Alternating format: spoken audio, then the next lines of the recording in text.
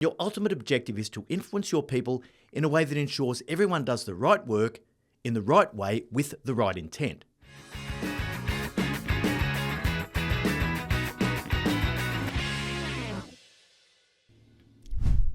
Welcome to Moments with Marty, your short, sharp shot of leadership insight to help you stay on track between our weekly episodes of the No Bullshit Leadership podcast.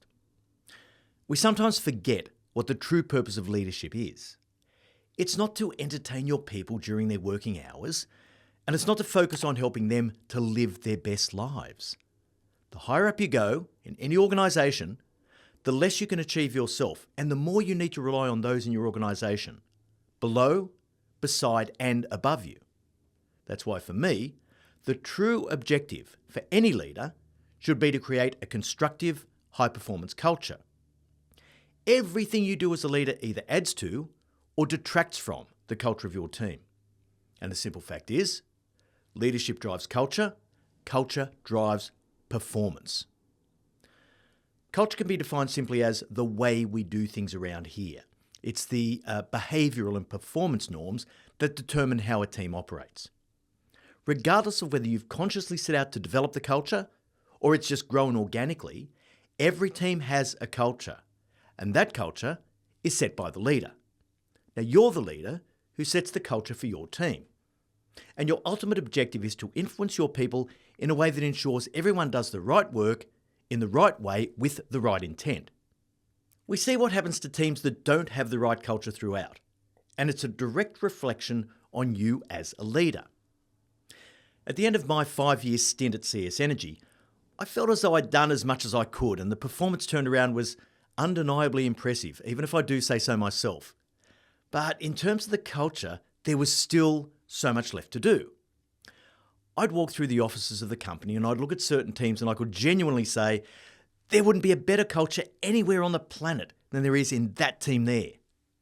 But then there were other teams I'd walk past and I would be embarrassed to think that that team was part of the company that I'd been running for 5 years. Why? Because culture is so dependent on the individual leader. So ask yourself a few questions. How strong are you? Do you set high standards for performance and behaviour? Do you stretch your people? Do you spend one-on-one time challenging, coaching and confronting them? Do you empower people to deliver on their accountabilities? Ultimately, your goal is to create the right environment for your people to produce their best work and deliver the most value they possibly can for your organisation. So don't mistake culture as being in any way soft or touchy-feely. Creating the right environment for people to deliver implies that every leader is driving relentlessly towards a high-performance culture. To do this, you have to do 4 things. The first is to be able to connect with your people on a personal level. Teddy Roosevelt put it best when he said, "No one cares how much you know until they know how much you care." The second is, you have to truly understand what caring means. You have to care enough about people to be honest with them, to stretch them, and to demand their best, even when that's uncomfortable. The third is, you have to set a high standard for behaviour and performance.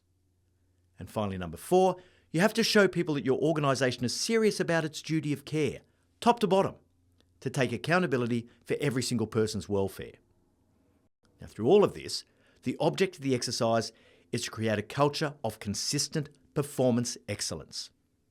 For more depth on this insight, have a listen to episode 4 of the No Bullshit Leadership podcast.